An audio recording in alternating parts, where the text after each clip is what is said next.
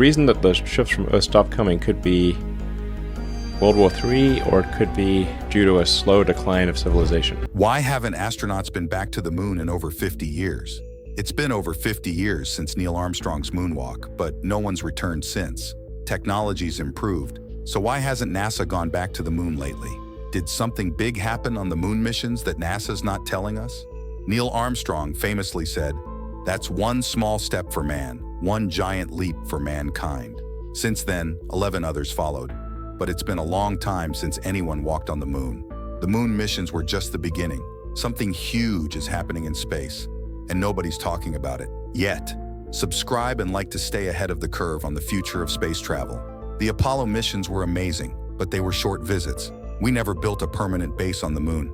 Still, there are great reasons to go back and stay longer.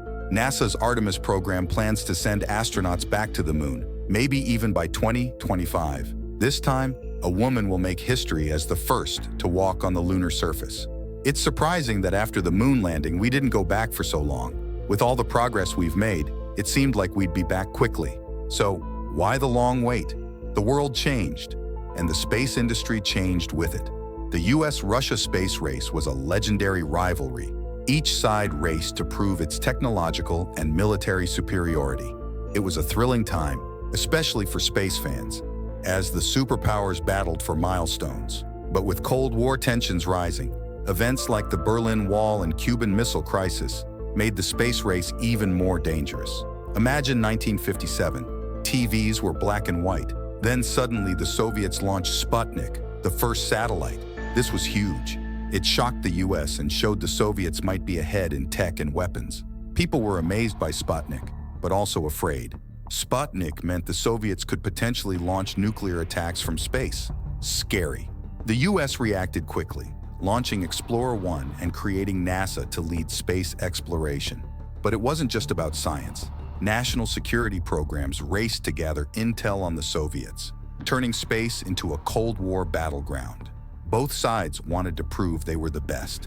The Soviets kept pushing. Luna 2 landed on the moon, then Yuri Gagarin became the first human in orbit.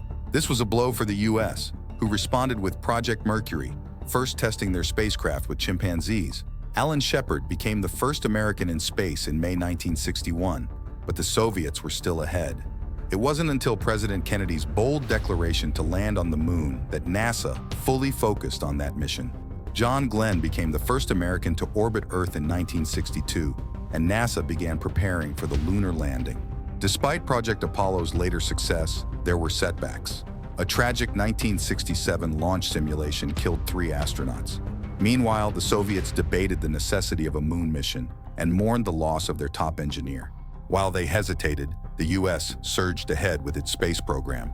Apollo 8 made history by orbiting the moon, setting the stage for the iconic Apollo 11 in 1969. Neil Armstrong, Buzz Aldrin, and Michael Collins became the first humans on the moon, with Armstrong making that famous first step.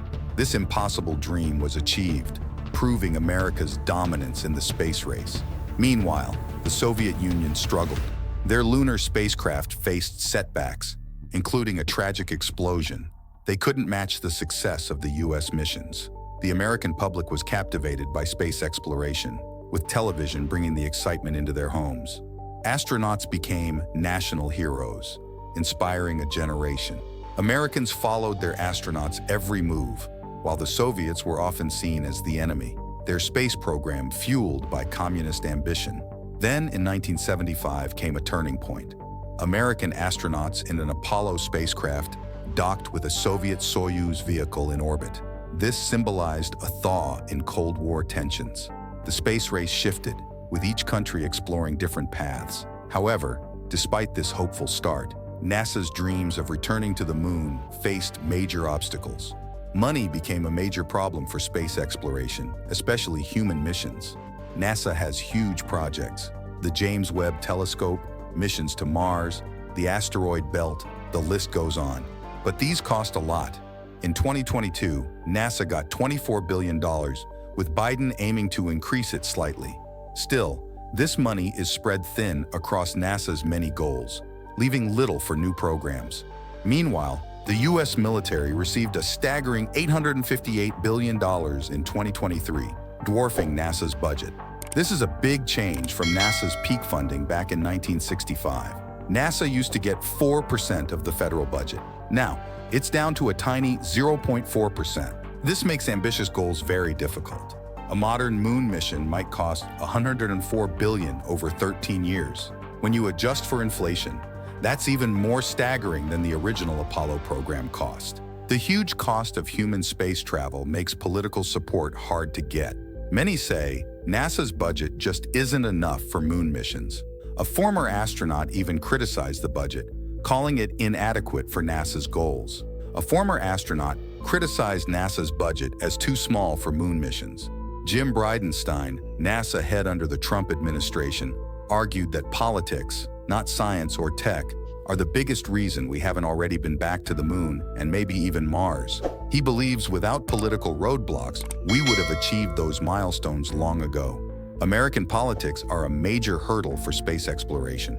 President Biden, for example, might not even be in office when NASA finally sends astronauts back to the moon.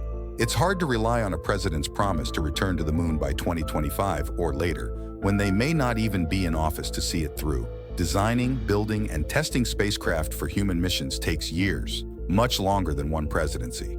Sadly, new presidents and lawmakers often scrap their predecessors' space goals.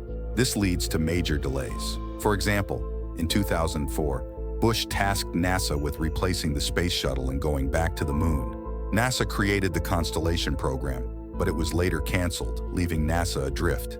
NASA spent $9 billion on the Constellation program to return to the moon. But when Obama became president, he questioned the cost and feasibility, ultimately scrapping it. Instead, he introduced the SLS rocket.